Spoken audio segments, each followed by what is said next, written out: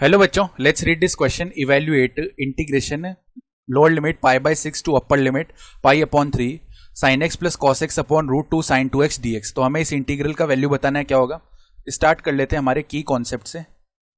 की कॉन्सेप्ट देखो क्या हो जाएगा. हम जानते हैं integration of dx upon square root of 1 minus x square. इसका जो वैल्यू है वो किसके इक्वल आता है, साइन इनवर्स एक्स प्लस में इंटीग्रेशन कांस्टेंट c. ठीक है, साथ ही साथ साइन 2x का जो फॉर्मूला है वो क्या होता है, 2 साइन एक्स कॉस एक्स. ऐसे लिख सकते हैं इसको. अब हमारे इंटीग्रल को एक बार के लिए हम i बोल लेते हैं. तो let i is equal to integration कहाँ से कहाँ तक, पाई अपॉन 6 से लेके पाई अपॉन 3 तक, और साइन x प्लस में कॉस x होल अपॉन में क्या है, रूट ऑफ साइन 2x ऐसे लिखा हुआ है, और यहाँ पे है dx. ठीक है, इस टाइप का टर्म है ये.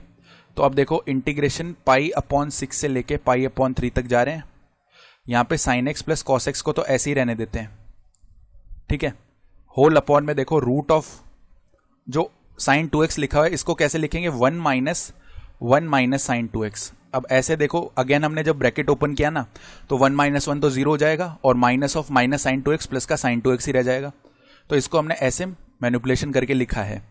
तो अब ऐसे लिखने से देखो क्या हो जाएगा. हम जानते हैं 1 माइनस साइन 2x को कैसे लिख सकते हैं, 1 minus sine 2x can be written as 1 को लिख सकते हैं साइन स्क्वायर एक्स प्लस में कॉस स्क्वायर एक्स, माइनस में साइन 2x को लिखा जा सकता है 2 साइन एक्स कॉस एक्स. तो कुल मिला के इसको ऐसे बोल सकते हैं हम, sign x minus cos x का होल स्क्वायर. ऐसे लिखा जा सकता है ना. डैट मीन्स जो i का वैल्यू है वो क्या आ जाएगा, इंटीग्रेशन पाई अपॉन 6 से लेके पाई अपॉन 3 तक जा रहे हैं, और यहाँ पे साइन एक्स प्लस में कॉस एक्स है, और होल अपॉन में क्या आ रहा है, रूट ऑफ 1 माइनस, इसको लिख लिया हमने sign x minus cos x का होल स्क्वायर. इस तरीके से लिख लिया. ठीक है, ये यहाँ पे ऐसे होल स्क्वायर है और dx है. अब ऐसे करने से फायदा क्या होगा, हम लेट कर लेते हैं, let t is equal to sine x minus cos x. अब दोनों तरफ अगर हम डिफ्रेंशिएट करेंगे ना तो dt का वैल्यू देखो क्या आ जाएगा, साइन एक्स का differentiation cos x minus cos x का डिफरेंशिएशन माइनस का sign x, minus sine x होता है तो माइनस माइनस प्लस हो गया, इधर साइन एक्स और यहाँ पे dx हो गया. ठीक है, अब जब हमने सब्सटीट्यूशन किया है तो लिमिट भी उस हिसाब से चेंज होगी. तो जब x का वैल्यू है पाई अपॉन 6, उस केस में t का वैल्यू देखो क्या आ जाएगा, sine pi upon 6 minus cos pi upon 6. Sine pi upon 6 का वैल्यू 1 अपॉन 2 होता है, माइनस कॉस पाई अपॉन 6 का वैल्यू रूट 3 अपॉन 2 होता है. जब x का वैल्यू पाई अपॉन 3 है तब t का वैल्यू देखो क्या आएगा, साइन पाई अपॉन 3 का वैल्यू रूट 3 अपॉन 2 होता है, माइनस का कॉस पाई अपॉन 3 का वैल्यू 1 अपॉन 2 होता है. यानी अब i का वैल्यू देखो कहां से कहां तक हो जाएगा, i का value integration 1 upon 2 minus root 3 upon 2 से लेके रूट 3 अपॉन 2 माइनस 1 अपॉन 2 तक.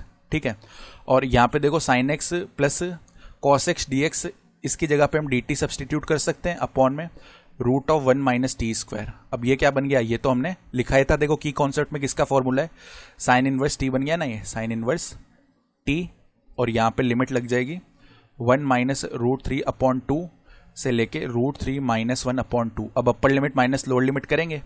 ठीक है, तो कितना बन जाएगा, sine inverse root 3 minus 1 upon में 2. ठीक है, और माइनस में अब लोअर लिमिट यानी साइन इनवर्स कितना, 1 माइनस रूट 3 अपॉन में 2.